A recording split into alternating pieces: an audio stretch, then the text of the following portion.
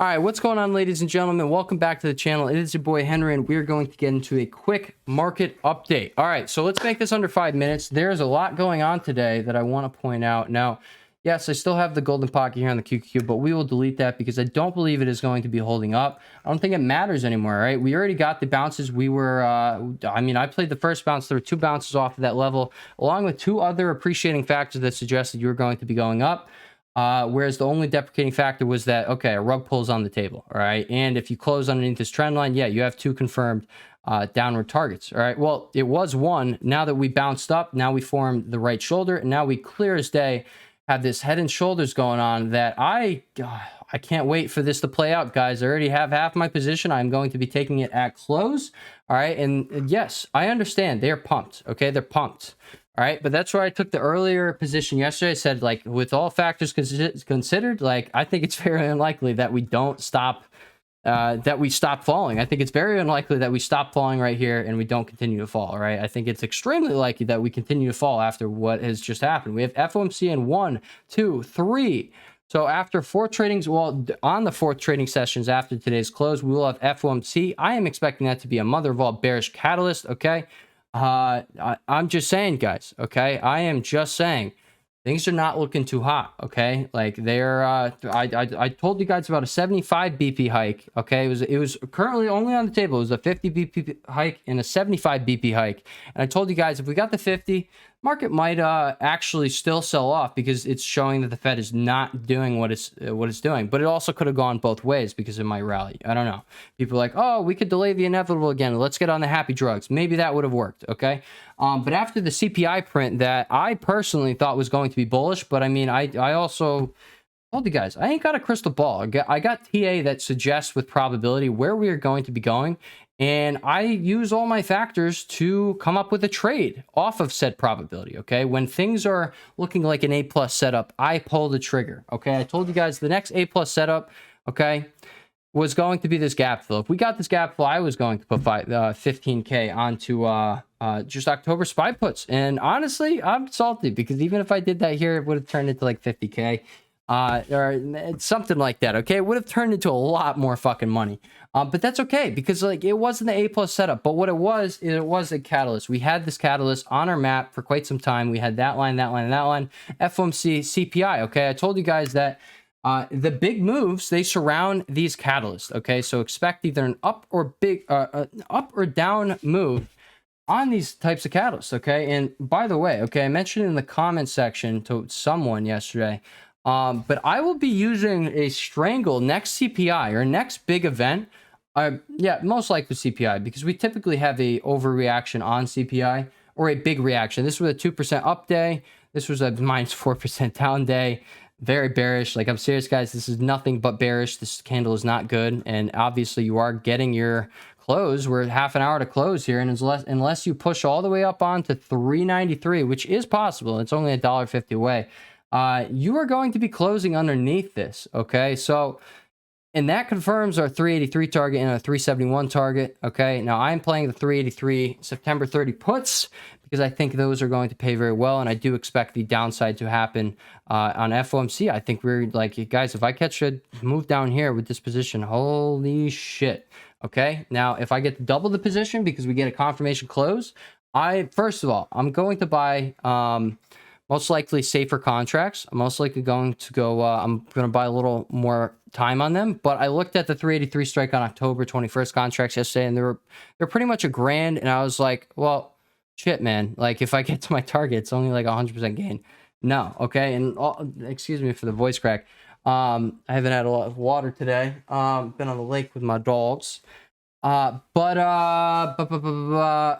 But yeah, all being a successful trader really comes down to is your ability to evaluate risk to reward and probability on the spot, okay? And I determined no, risk to reward wasn't there. I mean, no reason, okay? I'm catching a move with, like, this is an A+ setup, okay? I tell you guys all the time, okay? Anybody who's certain, that's stupidity, okay? Like, I'm not going to call that guy dumb. I'm not going to call him stupid, but I will say he's applying, like, just a bunch of stupidity, okay? Anybody who is speaking with certainty does not know what they're talking about. So if you see these gurus out there All right. And I see a bunch of people on Webull speaking like this. And at this point, I'm just going to stop like commenting altogether. I'm going to stop even trying to correct people because they don't know. Okay. Like most of the Webull comments are made up of the newbies in the market. And I see so much fucking bullshit in there that's just like, holy shit.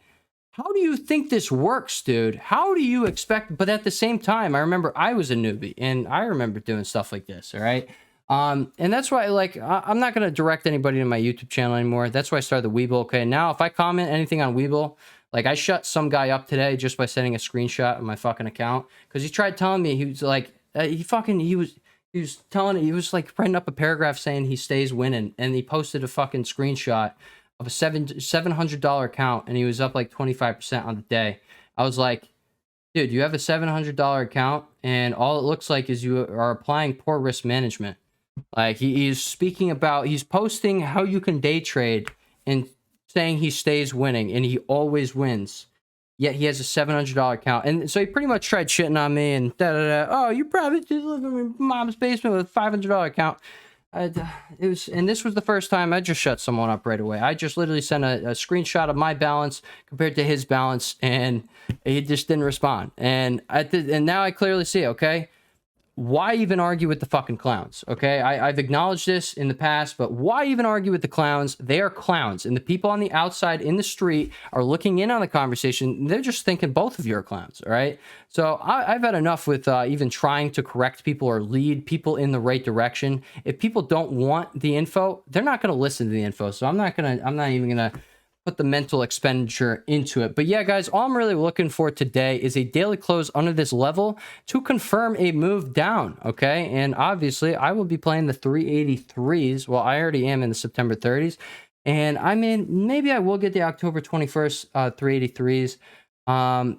At the same time, maybe I will just add more to September 30s. I don't know. Like I said, being a trader really comes down, or being a successful trader really comes down to evaluating risk to reward and probability on the spot. Okay, so that is something that I'm going to face after this video. All right, I want to think about what I got going on in this video. All right, so QQQ, bullish Rami, confirmation of the bullish Rami is if you get your candle close over this body of the candle right there. Your invalidation is when you get a close under here. I think this is going to be invalidated personally.